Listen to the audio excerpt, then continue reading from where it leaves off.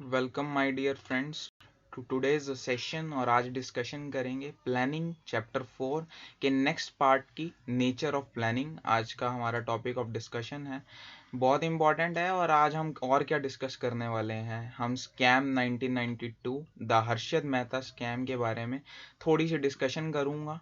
और थोड़ी सी मेरा मतलब है कि मैं आज आपको 10 बिजनेस लेसन्स जो आप देख रहे हैं स्क्रीन पे उनकी डिस्कशन करूंगा। और ये सारे के सारे बिजनेस लेसन्स प्लानिंग के चैप्टर में लिखे हुए हैं। तो आज मैं आपको बुक से पूरा स्कैम 1992 रिलेट करके दिखाऊंगा।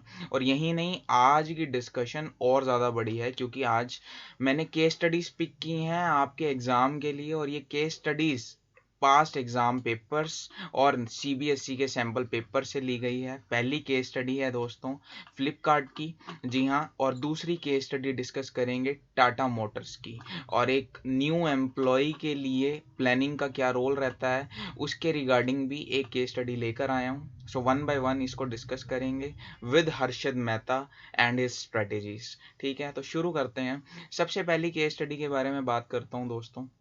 ये है टाटा मोटर्स की केस स्टडी। और इनकी जो सेल्स राइज देखने को मिली थी, आज से कुछ समय पहले की बात है, बट केस स्टडी का डिस्कशन आज कर रहे हैं इसलिए मैं इसकी बात आज कर रहा हूँ।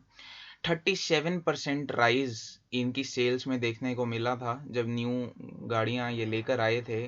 सो एट द एंड सेल को इंक्रीज करना इनका मोटिव शुरू से ही रहा है। ठीक है, और एग्जाम की केस स्टडी देखते हैं तो हमें ज़्यादा समझ आएगा। और फिर मैं बुक से भी इस कॉन्सेप्ट को लिंक करवाने वाला हूं, तो ध्यान से सुनते रहिए। देखिए, agile limited is a well known automobile manufacturing company. Agile limited एक मैन्युफैक्चरिंग कंपनी है और इन्होंने टारगेट रखा कि सेल को इंक्रीज करना है। कितना? सिडान कार, जो सिडान कार्स हैं इनकी 20% इंक्रीमेंट करना चाहते थी ये कंपनी। ठीक है, और इसके लिए इसकी मार्केटिंग टीम ने क्या क्या प्लानिंग का यूज़ किया वो हमारा पॉइंट ऑफ डिस्कशन है। इनकी प्लानिंग टीम ने सबसे पहले तो गवर्नमेंट का एटीट्यूड समझने की कोशिश की कि ऑटोमोबाइल इंडस्ट्री के टूवर्ड्स गवर्नमेंट का एटीट्यूड कैसा है दोस्तों। सबसे पहले इन लोगों ने इस चीज़ का पता लगाया। उसके बाद इन्होंने सोचा कि कंपटीशन कितना है मार्केट में। दो चीज़ें इन्होंने सोची। इनका मेन मोटिव था सेल इंक्रीज करना, तो इन्होंने गवर्नमेंट का एटीट्यूड देखा, इन्होंने कंपटीशन मार्केट में देखा, एंड फिर इन्होंने सोचा कि कैसे करना है, सेल को इंक्रीज कैसे करना है। And they decided to give discounts my dear friends. Discounts देने का इन्होंने डिसाइड किया। इन्होंने एडवर्टीजमेंट पे बहुत फोकस किया। जी हाँ, लायनल मेसी से अपनी नई गाड़ी की एडवर्टीजमेंट कराई है टाटा मोटर्स ने। आप जानते हैं कितने लेता है एक एडवर्टीजमेंट के ये फीस? चलिए उस पर डिस्कशन नहीं करेंगे ज़्यादा, but they expand a huge amount on advertising itself. और क्या फिर इसके कुछ रिजल्ट्स मिले इन लोगों को या नहीं मिले, वो हम डिस्कस करने वाले हैं अभी। तो मैं इस फोटो को यहाँ से थोड़ा सा हटा दूंगा। अच्छा, अब एग्जाम में क्वेश्चन क्या पूछा गया, ये पूरी केस स्टडी बताई गई कि सेल इंक्रीज करना मोटिव था। मार्केटिंग टीम ने गवर्नमेंट का एटीट्यूड देखा, कंपटीशन देखा, उन्होंने डिस्काउंट देने का सोचा, एडवर्टीजमेंट को अडॉप्ट करने का सोचा। और लास्ट में क्वेश्चन पूछा that in the context of the above case, video pause करके केस पढ़ सकते हो आप, name the function of management. कौन सा मैनेजमेंट फंक्शन है जो टाटा मोटर्स ने यूज किया। And next, explain the various steps involve in the process. इस प्रोसेस में कौन से स्टेप्स इन्वॉल्व हैं वो डिस्कशन करेंगे। आइए शुरू करते हैं। Planning is of course the function जो यहाँ पे इन्वॉल्व है। ठीक है, और क्या क्या वेरियस स्टेप्स हैं उसके बारे में डिस्कशन करते हैं। सबसे पहला स्टेप था सेटिंग ऑब्जेक्टिव्स। जी हाँ, कंपनी ने प्लान किया था to increase the sales and to increase the sales by 20%। Yes, ये कंपनी ने डिसाइड किया था और टाटा जैसी कंपनी ने उसको अचीव भी करके दिखाया है। और अभी हर्षद मेहता की केस स्टडी में मैं आपको बताऊंगा। नेक्स्ट था, फर्स्ट स्टेप क्या होता है, setting objectives. Next step is developing premises.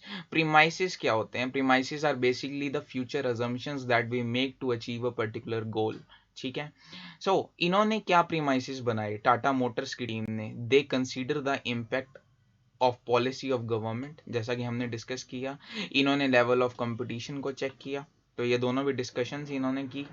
तो क्या स्टेप था? सबसे पहले setting objectives, next developing premises, next identifying alternative course of action. My dear friends, जी हाँ, इन्होंने डिस्काउंट्स देने का सोचा, इन्होंने फ्रेंडली फाइनेंस ऑप्शंस प्रोवाइड करने का सोचा, and hence they identify their course of action, जो फाइनली डिसाइड हुआ कि डिस्काउंट ये लोग देंगे। ठीक है, next evaluating alternative courses. Next process होता है, नेक्स्ट स्टेप होता है doing a thorough analysis of available options. ठीक है, उसके बाद they have to select an alternative, और इन्होंने डिस्काउंट को बिल्कुल चूज किया था। Finally they have to implement the plan. अब डिसाइड हो गया कि सेल इंक्रीज करनी है, कैसे करनी है? By offering discounts, bye adopting effective advertisement techniques. But उसको इम्प्लीमेंट कैसे करना है? सो इम्प्लीमेंट करने के लिए इन्होंने जो डिस्काउंट पैकेजेस थे उसका प्रॉपर कम्युनिकेशन किया अपने प्रोडक्ट डीलर्स के साथ। इन्होंने एडवर्टीजमेंट को प्रिंट और इलेक्ट्रॉनिक मीडिया दोनों पर दिखाना शुरू किया। ठीक है, और फाइनली इन्होंने फॉलो अप एक्शन भी लिया उस चीज़ के ऊपर। जो इनके मार्केट एनालिसिस थे, they kept a close watch on the revenue, और जब रिजल्ट सामने आया तो अल्टीमेटली सेल्स इंक्रीज हुई टाटा मोटर्स की। This is the case study my dear friends. तो इस केस स्टडी के थ्रू आप याद रख सकते हैं कि कभी भी प्लानिंग में कौन कौन से स्टेप्स इन्वॉल्व रहते हैं। मैं फिर से एक बार बताना चाहूँगा आपको कौन कौन से स्टेप्स हैं। सबसे पहले setting objectives, next developing premises, third identifying alternative course of action, fourth evaluating alternative courses and selecting an alternative, finally implementing the plan and follow up action, because it is a continuous process my dear friends. So let's not go anywhere, because अब मेरा question आप लोगों से है कि क्या क्या business ingredients, क्या क्या बिजनेस की क्वालिटीज हमें यहाँ से सीखने को मिलती है टाटा मोटर्स की केस स्टडी से। आइए हर्षद मेहता जी की वीडियोस के थ्रू कुछ समझाने की आपको कोशिश करता हूँ। That is very important.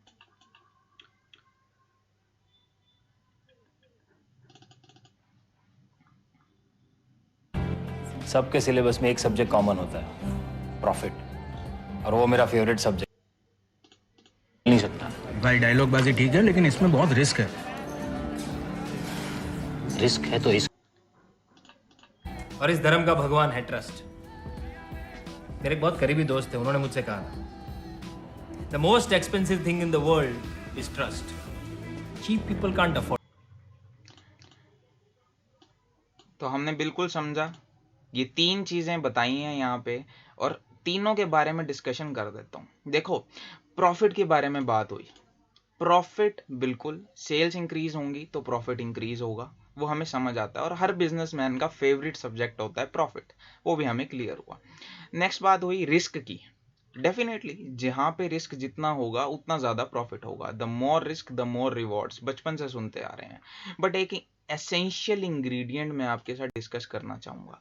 देखो, आप जितने मर्जी डिस्काउंट्स दे दो, आप जितनी मर्जी एडवर्टीजमेंट कर लो, ठीक है, जितनी मर्जी गवर्नमेंट आपके बिजनेस के लिए फेवरेबल हो, बट एक एसेंशियल इंग्रेडिएंट अगर आपके बिजनेस के पास नहीं है, it will never be able to generate the profits, and that ingredient my dear friends is trust, जो लास्ट वीडियो में हमने देखा।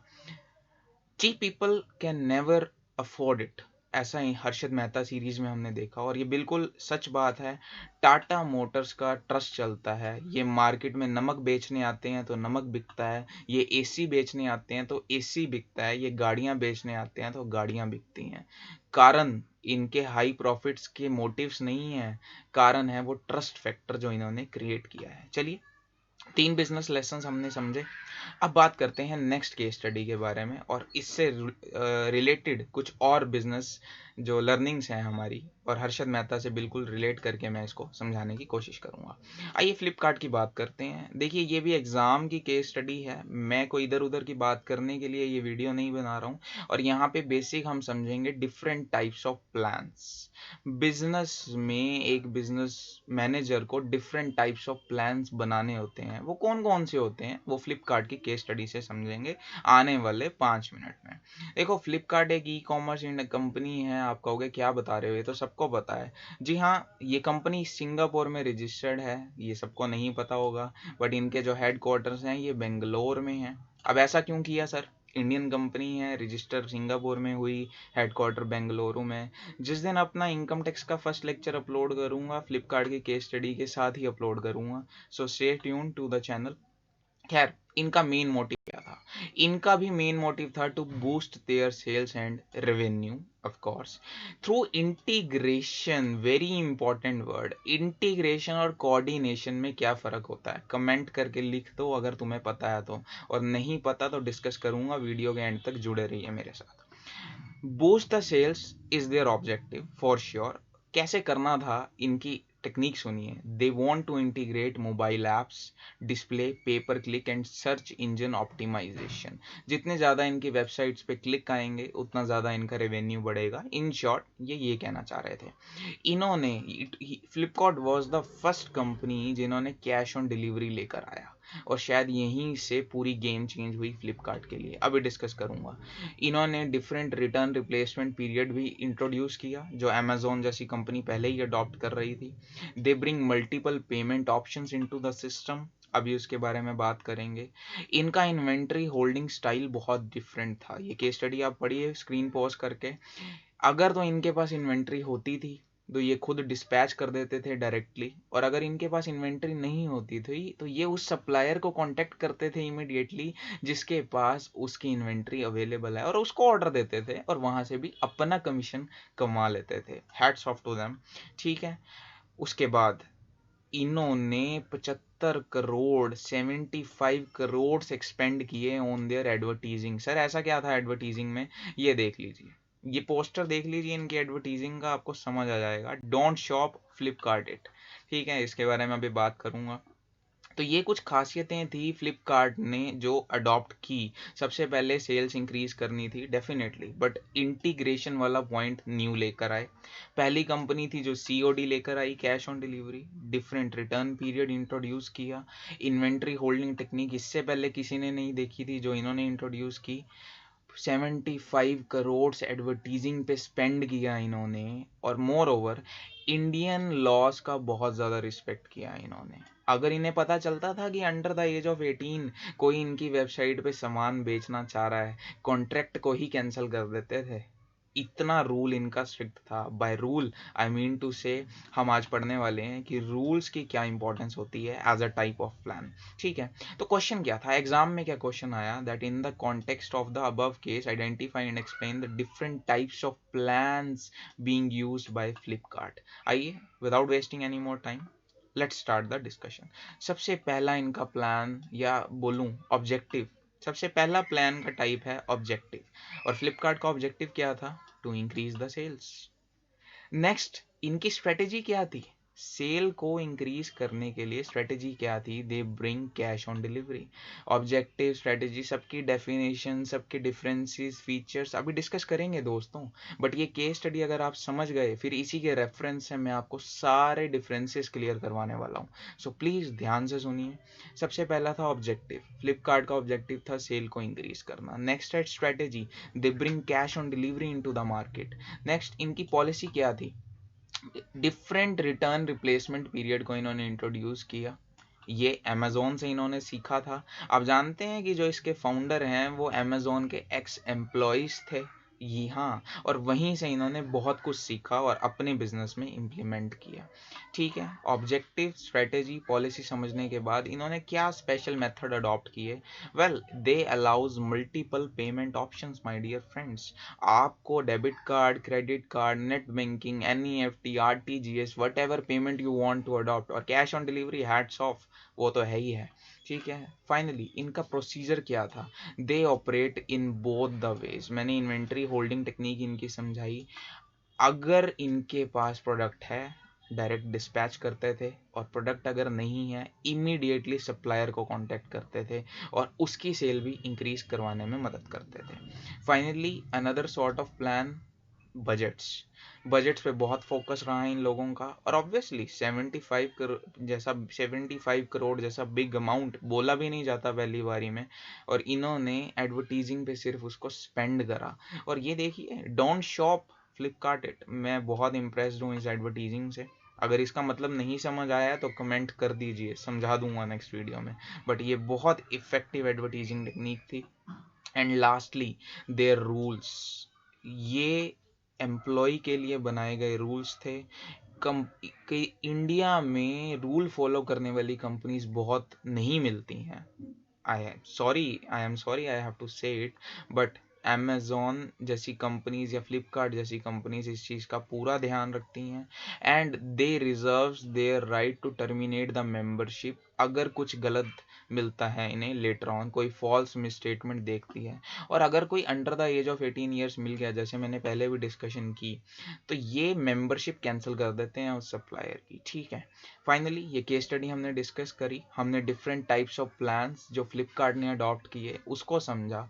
अगेन मेरा क्वेश्चन यही है आपसे, क्या बिजनेस लेसन हमें सीखने को मिलते हैं bye Flipkart case study?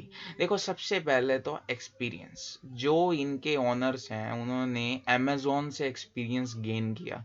Amazon it is on the top of the world, number 1 है ई कॉमर्स में, और वहाँ से एक्सपीरियंस लेके अपनी कंपनी खोलेंगे तो वो तो चलनी ही थी। बट दूसरा, डायनामिज्म, फर्स्ट लेक्चर में मैंने बात की थी कि डायनामिक होना किसी भी बिजनेस के लिए बहुत ज़रूरी है, और हर्षद मेहता जी ने भी ये बात की है अपनी सीरीज में। आइए देखते हैं।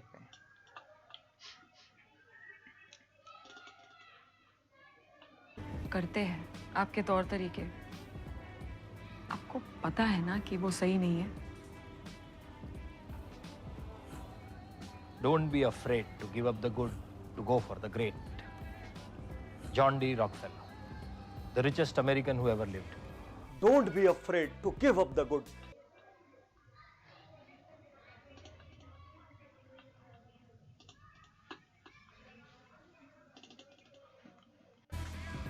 टाइम जाता नहीं है, टाइम लाता है एक्सपीरियंस, और एक्सपीरियंस का ना अपना वैल्यू है। तो आपने देखा, 2 इम्पोर्टेंट डिस्कशंस हुई। सबसे पहले बीइंग डायनामिक, जो कोड था वो बहुत ध्यान से पढ़ना। Their ever ending desire to be the greatest always inspires them to give up the good. देखो, अगर ये कैश ऑन डिलीवरी नहीं भी लेके आते, मल्टीपल पेमेंट ऑप्शंस नहीं भी लेके आते, they were going good, their business was going good, but still to the urge to become the greatest, जैसा कि हमने वीडियो में देखा, इन्होंने डिफरेंट चीज़ें लानी कंटिन्यू रखी, और वही रीज़न था कि फ्लिपकार्ट मल्टी मिलियनियर्स बन गए, इनके जो ओनर्स थे, because of their urge to keep on growing my dear friends. और दूसरा, एक्सपीरियंस की बात तो मैंने पहले ही बताई कि टाइम जाता है तो एक्सपीरियंस लेकर आता है, और इन्होंने उस एक्सपीरियंस को यूज़ किया है। ठीक है, हमने 2 इंपॉर्टेंट केस स्टडीज़ देखी, 2 इंपॉर्टेंट एग्जाम क्वेश्चंस देखे, what are the different types of plans, हमने ये समझा। अच्छा, दूसरा हमने समझा कि क्या वेरियस स्टेप्स इन्वॉल्व होते हैं इन the process of planning, Tata Motors की केस स्टडी के थ्रू समझा। अब बात कर लेते हैं फीचर्स के बारे में। ठीक है, बहुत इंपॉर्टेंट क्वेश्चन नहीं है, बिकॉज एग्जाम में ऑलरेडी बहुत बार आ चुका है, बट स्टिल कभी भी दोबारा आ सकता है, तो इसलिए पढ़ लेना चाहिए। आइए केस स्टडी डिस्कस करते हैं। Arush joins as a sales manager of a company dealing in naturotherapy produces. I don't know what naturotherapy is, but he joins it as a sales manager. ठीक है, and being proficient, he knew that without good planning, he will not be able to do any function efficiently and effectively. तो आरुष ने sales manager as a sales manager join किया, और वो जानता था कि प्लानिंग के बिना कोई भी फंक्शन इफेक्टिवली और एफिशिएंटली नहीं कर पाएगा। एफिशिएंट और इफेक्टिव में क्या फ़र्क है, हमने अपनी फर्स्ट वीडियो में डिस्कस किया है, प्लीज़ रेफर कीजिए। Now, on the basis of sales forecasting, he prepare to sales plan regularly on weekly, monthly and quarterly and half yearly basis also. देख रहे हैं, रेगुलरली प्लान कर रहा है, दैट इज इम्पॉर्टेंट। उसके बाद ही made the sales forecast, and most importantly, all these planning activities will be meaningful only if they will coincide, ऐसा अरुष का मानना है, और बिल्कुल सही मानना है उसका। तो हमने ये कुछ चीज़ें पढ़ी। अब क्वेश्चन था, इन the context of the above case identify the various features. अब ये क्वेश्चन बहुत मुश्किल नहीं है, बट एग्जाम में पूरे नंबर गेन कोई बच्चा इजीली नहीं कर पाएगा। इसमें 4 मार्क्स तक का क्वेश्चन आता है दोस्तों ये। ठीक है, I am sorry for my poor hand writing. ठीक है, that's why I am using these notes. So discuss करते हैं द फीचर्स ऑफ प्लानिंग। सबसे पहले, planning is a primary function, it is the first function that any manager has to perform, and इस function के बिना और कोई function perform कर पाना पॉसिबल नहीं है। आरुष का भी ये मानना था, जैसा उसने बोला, without good planning he will not be able to organise, direct, control और perform any of the managerial function. ठीक है जी। जब भी हम आंसर लिखेंगे केस स्टडी बेस्ड, तो हमें केस स्टडी में जो लाइन कोट हुई है वो ज़रूर मेंशन करनी चाहिए, ठीक है, इस चीज़ का आप ध्यान रखेंगे। नेक्स्ट है planning is futuristic my dear friends, it is never done for the past, it is always done for the future. अभी हम रीड करेंगे बुक से। Planning is continuous my dear friends, it is a continuous process, ठीक है, एक के बाद दूसरा, दूसरे के बाद तीसरा। फंक्शंस जो हैं planning, organizing, staffing, directing, controlling, ये सब कॉन्टिन्यूस चीज़ें हैं और प्लानिंग भी कॉन्टिन्यूस है। Next, planning is a mental exercise. Mental means पागल नहीं होना है, बट किसी आम बंदे के बस में नहीं है प्लानिंग करना। You need to be highly intellectual person, you need to be highly experienced, highly educated. These are the qualities that are must to be involve in the process of planning my dear friends. Aarush ने भी ये बोला अपनी case study में कि sales forecast करने के लिए he needs to do thinking which will involve foresight, visualization and issued judgment. ये हमने क्वेश्चन में लाइन नहीं पढ़ी थी, बट आप पॉज करके पढ़ सकते हैं वीडियो को। एंड फाइनली एक और फीचर है that planning focus on achieving objectives. जब आरुष ने कहा था most importantly all this planning will be meaningful only if they will coincide which the purpose of for which business is being carried out। तो ultimate objective यही था कि इन सबको coincide कराया जाए और ऑब्जेक्टिव्स को अचीव किया जाए। अगेन, क्या बिजनेस लेसन मिलता है हमें इस केस स्टडी से, कि यहाँ पे भी कोई बिजनेस लेसन है? Of course my dear friends, इस पे भी बिजनेस लेसन की डिस्कशन होगी, ठीक है। सबसे पहला, being futuristic, planning is a futuristic exercise, वो हम देखेंगे। It is a continuous process, वो हम देखेंगे। And of course the secret ingredient जो मेंशन नहीं है क्लियरली, बट उसका होना बहुत ज़रूरी है, ये फर्स्ट चैप्टर में हमने पढ़ा है और यहाँ पे उसकी डिस्कशन होगी, वो है कोऑर्डिनेशन। कोई भी अकेला इंसान प्लानिंग को सक्सेसफुली इम्प्लीमेंट नहीं कर सकता, उसके लिए चाहिए प्रॉपर टीम, और उसकी डिस्कशन अब हम इन 3 वीडियोस में देखेंगे। Enjoy this videos my dear friends.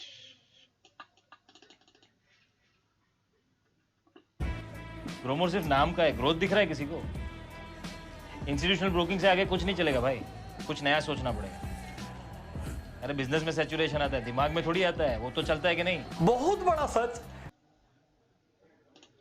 गलतियां दोबारा ना करें और आगे बढ़ें। सक्सेस क्या है? फेलियर के बाद का नया चैप्टर। वाह, हमारा तारक मेहता। हर्षद मेहता। और हिस्ट्री ऐसे ही नहीं बनती, लोगों को साथ लेकर चलना पड़ता है। मैं 100 ऐसे लोगों की सेना बनाना चाहता हूं जो अपना 100% देने को तैयार है। फिर अपन एक हमने देखा कैसे नए नए बिजनेस लेसन्स हमें इस सीरीज़ में भी देखने को मिले, और मैंने पूरी कोशिश की कि मैं उनको रिलेट करके आपको समझा सकूं। तो आज की वीडियो में हमने काफ़ी डिस्कशन करी, चाहे वो फ्लिपकार्ट की हो, टाटा मोटर्स की हो, स्कैम की सीरीज़ से उसको रिलेट करवाना था, वो बहुत ज़रूरी था। आइए एक बार अब बुक का व्यू देख लेते हैं, ताकि आपको ऐसा ना लगे कि मैं कुछ आउट ऑफ बुक पढ़ा रहा हूँ आपको, ठीक है। आइए बुक से अब एक डिस्कशन तो बनती है दोस्तों। सबसे पहले nature of planning. Of course planning contributes to the objectives. सबसे पहले determination of objectives is the task, और ऑब्जेक्टिव्स के बाद मेथड्स, प्रोसीजर्स, स्टेप्स। फ्लिपकार्ट ने क्या क्या plans, types of plans use किए थे, वो हमें समझ आता है। उसके बाद planning is of course the primary function, no other function can be executed without performing proper planning function, ठीक है। नेक्स्ट आता है pervasive. Planning is of course pervasive, it is required at all the levels of management and all the types of organizations. Major plan होता है overall policies के बारे में, और टॉप लेवल मैनेजर्स उसको बनाते हैं। तो वहीं जो लोअर लेवल के मैनेजर्स होते हैं वो ऐसे प्लान्स बनाते हैं which ultimately support the overall objectives, ठीक है। नेक्स्ट आता है नेचर। प्लानिंग इज फ्यूचरिस्टिक, वो हमने वीडियो में डिस्कशन भी की थी। And yes, planning is never done for the past, it is to be done with some predictions and assumptions in mind, and proper scanning environment की करना भी ज़रूरी होता है। environment scanning नहीं पता तो पिछली वीडियो जाके देखो चैप्टर 3 की, वहाँ से आपको समझ आएगा। प्लानिंग इज कॉन्टिन्यूस, ये हमने वीडियो में भी देखा था, and it is a never ending process my dear friends. आपने इकोनॉमिक्स में पढ़ा हुआ है साइक्लिकल रिसेशन, सुना है आपने, boom, recession, depression, recovery. So हर पीरियड के लिए डिफरेंट प्लानिंग हमें करनी होती है, and that's why planning is a continuous process. Next है planning involves decision making. See, मैं बहुत ज़्यादा एक एक लाइन नहीं पढ़वा रहा हूँ, बट उसका कारण ये है कि मैं आपको कीवर्ड्स बता रहा हूँ, और लर्न तो आपने ही करना है ना, मैं आपको क्रैम थोड़ी करवाने बैठा हूँ यहाँ पे, मैं समझा रहा हूँ आपको। Planning involves decision making. Yes, it is needed only when different alternatives are available. आपने ये चीज़ नोट की क्या?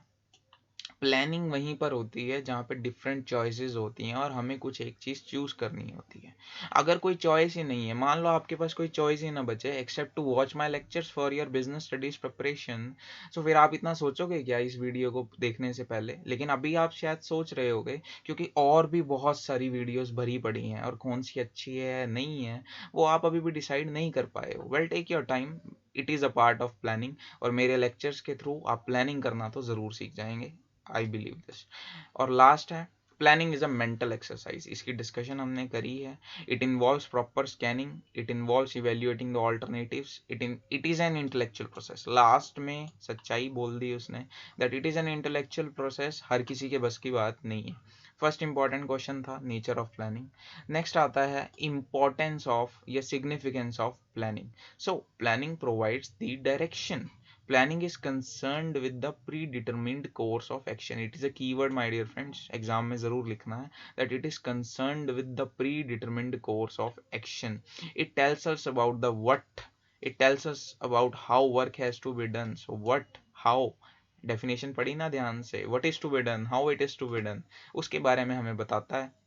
Next, planning reduces the risk of uncertainties because it helps us in foreseeing the future. It forces us to apply some assumptions as a manager, and of course we also keep the resources aside as per our plans. It helps us in tapping the resources. Chapter 3 में भी इसकी बात हुई है. Next, planning reduces overlapping and wasteful activities. Obviously proper planning से coordination और integration आता है। इन दोनों में क्या डिफरेंस है कमेंट करके लिखना ज़रूर, पहले भी बोला है मैंने। Planning promotes innovative ideas, of course it makes the managers innovative and creative. Next है planning facilitates decision making, not so important step. Planning establishes standard for controlling, my dear friends, very important. Controlling function का base जो है वो planning है, और planning function का base जो है वो कंट्रोलिंग है। जब कंट्रोलिंग की वीडियो डाल लूँगा तो इस पर बहुत डिस्कशन करूँगा।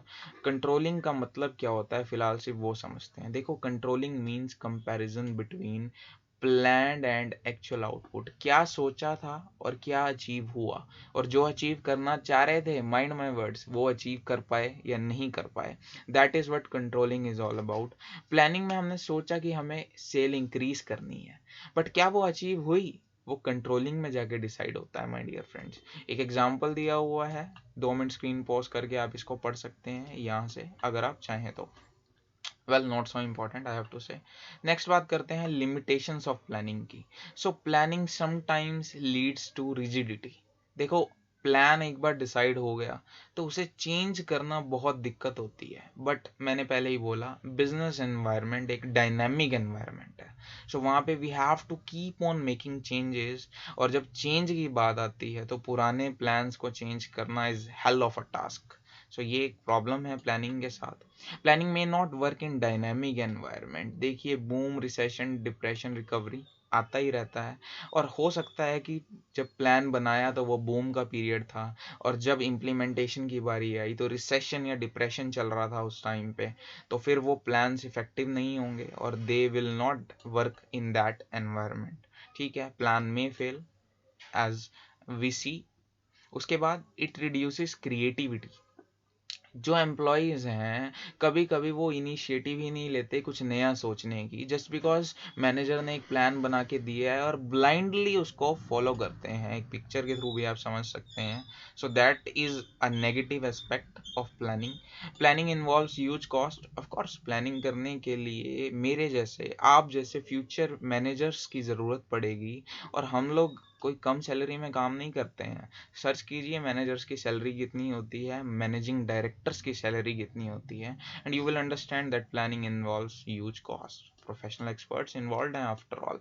Next it is a time consuming process. Of course planning is not a overnight function. मुझे ये वीडियो बनाने में और उसकी प्लानिंग करने में पूरे 6 घंटे लगे हैं, विश्वास कीजिए मेरी बात का। पूरी कंपनी के 1000 करोड़ के टर्नओवर को संभालने के लिए प्लान करने में कितना टाइम जाता होगा, सोचिए ज़रा। Planning does not give guaranteed success. भैया गारंटी तो किसी भी चीज़ की नहीं है इस दुनिया में। प्लानिंग ने भी वही चीज़ बोली है कि भाई मैं गारंटी नहीं दे सकता हूँ। फॉल्स सेंस ऑफ सिक्योरिटी मत लेना। Never rely on pre tested plans. देखो ये एक अच्छी चीज़ यहाँ पे लिखी हुई है। कभी कभी क्या होता है कि हम एक प्लान हमारा 10 साल पहले चल गया था मान लो, या लास्ट ईयर या लास्ट टू लास्ट ईयर एक प्लान मेरा काम कर गया था। मैं उसी प्लान को अगर आज भी इम्प्लीमेंट करने की सोच रहा हूँ एज इट इज़, तो ज़रूरी नहीं है कि फिर मुझे गारंटेड सक्सेस मिलेगी जस्ट बिकॉज पास्ट में भी मुझे सक्सेस मिली थी। ये लिमिटेशंस ऑफ प्लानिंग है। इंपॉर्टेंट क्वेश्चन है, इस बार एक्सपेक्ट कर रहा हूँ एग्जाम में आने का। I don't know why, but मुझे लगता है कि ये एग्जाम में आएगा। कुछ एक्सटर्नल लिमिटेशंस भी होती हैं जो ऑफ कोर्स मैनेजर के कंट्रोल में नहीं होती हैं। ठीक है, वो क्या हो सकती हैं भाई? नेचुरल कैलेमिटी आ गई। मैं कोरोना को नेचुरल कैलेमिटी तो नहीं कहूँगा, बट स्टिल कोरोना की वजह से बिजनेस बहुत इम्पेक्ट हुए हैं। ठीक है, और ये ऑफ कोर्स मैनेजर्स के कंट्रोल में नहीं था, बट चलो जो भी है। Change in competitors policy. Coke और पेप्सी आपस की पॉलिसीज़ की वजह से ही इतना नुकसान पहुंचा देते हैं एक दूसरे की सेल्स को, इन्हें ज़रूरत ही नहीं है किसी और एडवर्स इम्पैक्ट की। Next is change in taste fashion. आजकल वेस्टर्न कल्चर का ज़माना है, इंडियन कल्चर वाले जो खादी सिल्क बेचने वाले इंडियन रिटेलर्स थे, कितना लॉस उन्होंने रिसेंटली झेला है वो आप सर्च कर सकते हैं। Change in technologies. आज ब्लैक बोर्ड में ना पढ़ाकर आप लोगों के सामने बैठ के स्क्रीन पे पढ़ा रहा हूँ, बहुत खुशी भी हो रही है और मजबूरी भी बन गई थी एक टाइम पे, because change in technology has forced all of the teachers to go online during the lockdown period specially. Next change in government economic policy. देखो मोदी जी के आने से बिजनेसेस का तरीके का सोचना बदल गया। अभी जो बाइडन जीते हैं यूएस में, और उसकी वजह से शेयर मार्केट, आज Indian share market 50,000 points cross कर गई है for the first time ever in the history. इसकी क्या इंपॉर्टेंस है, कभी अपना लेक्चर डालूंगा फाइनेंशियल मैनेजमेंट का, तो उसमें ज़रूर डिस्कस करूंगा, बट एक कंक्लूजन दे देना चाहता हूँ जो मैंने नहीं, बुक के ऑथर ने खुद लिख दिया है, that planning is not a substitute for success. तो क्या प्लानिंग करनी नहीं चाहिए अगर सक्सेस गारंटेड नहीं है? ऑफ कोर्स आपको प्लानिंग करते रहना है। हर्षित मेहता ने भी बोला है सक्सेस क्या है, फेलियर के बाद का नया चैप्टर। ऑब्वियसली आप प्लानिंग कीजिए, आप फेल होंगे या सक्सीड होंगे, पर मोस्ट ऑफ द टाइम आप सक्सीड ही होंगे। ठीक है, प्लानिंग प्रोसेस क्या होता है ये हमने बिल्कुल डिस्कस किया है केस स्टडी के through. First of all it involve setting the objectives. Next it involves developing premises. Premises क्या होता है? Refers to making assumptions regarding future, listing the various alternatives for achieving the objectives. Next, evaluation of different alternatives. Next, selecting an alternative. Next, implementing that plan. Next taking a proper follow up. Case study के through हमने समझा है। आई अर्ज कि आप बस धीरे धीरे यहाँ से पढ़ लीजिए, और अगर आपको नहीं समझ आता डू कमेंट एंड लाइक। मैं आपको नेक्स्ट वीडियो, लाइक ना भी करना चाहे अगर आपको पसंद नहीं है, बट स्टिल कमेंट करके बताना, मैं नेक्स्ट वीडियो में इसके डिटेल्ड डिस्कशन ज़रूर करूँगा माय डियर फ्रेंड्स। उसके बाद आता है टाइप्स ऑफ प्लान्स। ठीक है, कुछ सिंगल यूज प्लान्स होते हैं दोस्तों, और कुछ स्टैंडिंग प्लान्स होते हैं। इसकी डिस्कशन नेक्स्ट वीडियो में को रिलेट करके समझाने वाला हूँ, प्रॉपर डिफरेंस भी वहाँ पे होगा। बट अभी इंपॉर्टेंट एग्जाम क्वेश्चन है टाइप ऑफ प्लान्स जो हमने केस स्टडी में समझा। ऑब्जेक्टिव्स सबसे पहले, फिर स्ट्रेटेजी, उसके बाद policies, procedures, methods, rules, programs, budgets, and of course here's the end. इस चैप्टर में अभी डिस्कशन पेंडिंग है टाइप्स ऑफ प्लान की। प्रॉपर डिस्कशन नेक्स्ट वीडियो में होगी। स्टैंडिंग प्लान्स में क्या डिफरेंस होता है नॉन स्टैंडिंग प्लान्स में, वो नेक्स्ट वीडियो में डिस्कस करने वाला हूँ। और लिमिटेशंस एक इम्पॉर्टेंट क्वेश्चन है, ध्यान से पढ़ना, और नहीं समझ आता तो उसको भी कमेंट करोगे तो नेक्स्ट वीडियो में ज़रूर समझाऊंगा। और प्लानिंग प्रोसेस के ऊपर केस स्टडी हमने देखी है, वैसी ही केस स्टडी एग्ज़ाम में एक्सपेक्ट कर रहा हूँ। बुक से प्लानिंग प्रोसेस एक बार ज़रूर पढ़ने की कोशिश करना, और अगर आपको कोई भी दिक्कत हो मुझे बताना, नेक्स्ट वीडियो में प्रॉपर डिस्कशन इसकी भी करेंगे हम दोस्तों।